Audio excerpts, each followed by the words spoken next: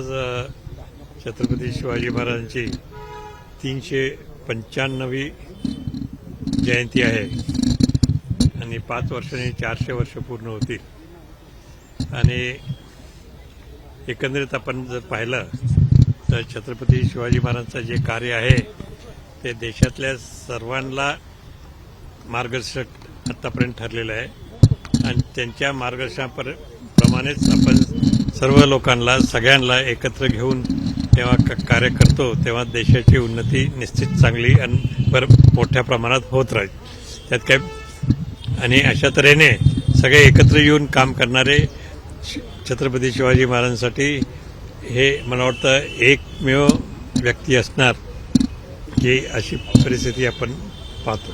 राज्य सरकारकडून आज आग्र्यात देखील कार्यक्रम होतोय शिवजयंतीच्या निमित्तानं। आग्र्यातही होतोय, चांगलं आहे, कारण तिथनं शिवाजी महाराज औरंगजेबाच्या तावडीतनं निसटले आणि निसटून आल्यावर पुन्हा आपल्या महाराष्ट्रामध्ये येऊन त्यांनी स्वराज्याची स्थापना केली, राज्याभिषेक करून घेतला आणि त्याच्यामुळे ते महत्त्वाचं आहे आणि ते सुद्धा गनिमी कावाचं एक मोठं उदाहरण आहे की आपण तिथनं कसं येतोय कोणालाही न कळत अजूनही आज तागायत छत्रपती शिवाजी महाराज मथुरेला गेले आग्र्याहून एवढं आपल्याला माहिती आहे, पण तिथनं पुढं कसे आले इकडं हे कोणालाच अजून नीट माहीत नाही आहे। याचं संशोधन होण्याची आवश्यकता आहे, पण त्यांनी दाखवलं की आपण तिथनं निघून लगेच आपण इथं पोहोचू शकतोय।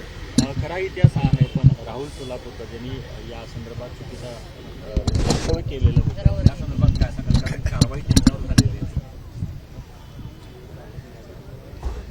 त्यांनी वक्तव्य चुकीचंच केलेलं आहे आणि छत्रपती शिवाजी महाराज तिथनं निसटले हे निश्चित आहे, पण यांना औरंगजेबाला पैसे दाखवून पैसे देऊन निसटले ही गोष्ट चुकीची आहे। काय सांगाल, विकिपीडियावर आपण पाहतो शंभूराजांची बदनामी करणारा मजकूर होता, तो टाकण्यात आलेला होता, त्याच्यामध्ये दखल घेतली आणि मजकूर काढण्यासंदर्भात कारवाई करू अशा प्रकारची भूमिका घेतली, पण रात्री विकिपीडियानं पुन्हा ती जे मजकूर आहे तो एडिट केला आणि त्याच्यामध्ये जेम्स पेनचा उल्लेख करत तो मजकूर पुन्हा टाकलेला आहे। कुठेतरी आपण पाहतो की 2013 मध्ये यामध्ये मोठा 2003 मध्ये वादंग झाला होता, पुन्हा तो विकिपीडियावर टाकण्यात आलेला आहे, त्याच्या प्रकारे तात्काळ दखल घ्यायला पाहिजे असं वाटतं। विकिपीडिया म्हणजे इतिहास नाही आहे, विकिपीडिया म्हणजे ज्याला जे वाटते ते टाकतोय त्याच्यात, परंतु चुकीची माहिती टाकणे ज्याने समाजाला दुखवला जाईल असे टाकणे निश्चित त्याचा निषेधच केला पाहिजे आणि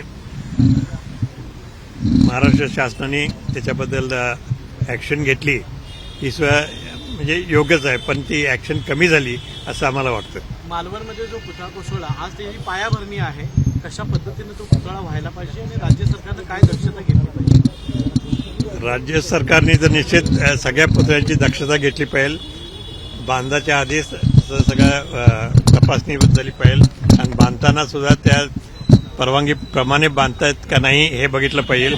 त्याच्यामध्ये धातू कोणता वापरतात आणि सिमेंट स्टील कसं वापरलं जातंय याचा पूर्वी त्याचा रिपोर्ट असला तर निश्चितच तसली घटना पुन्हा होणार नाही असं आम्हाला वाटतं। कमाल खाननी आपण पाहतो की विकिपीडियावरचा मजकूर ट्विट केला होता, पण त्याच्यावर देखील कारवाई करण्यात आलेली नाही। अशा प्रकारे चुकीचा मजकूर ट्विट करणं आणि ट्विटरने पण काढून टाकलेलं आहे, आक्षेपार्ह भाषा त्यासाठी तुम्हाला खरं जर पाहिलं कदाचित ट्विटरवर किंवा विकिपीडियावरच ॲक्शन घेतली पाहिजे। एबीपी माझा, उघडा डोळे बघा नीट।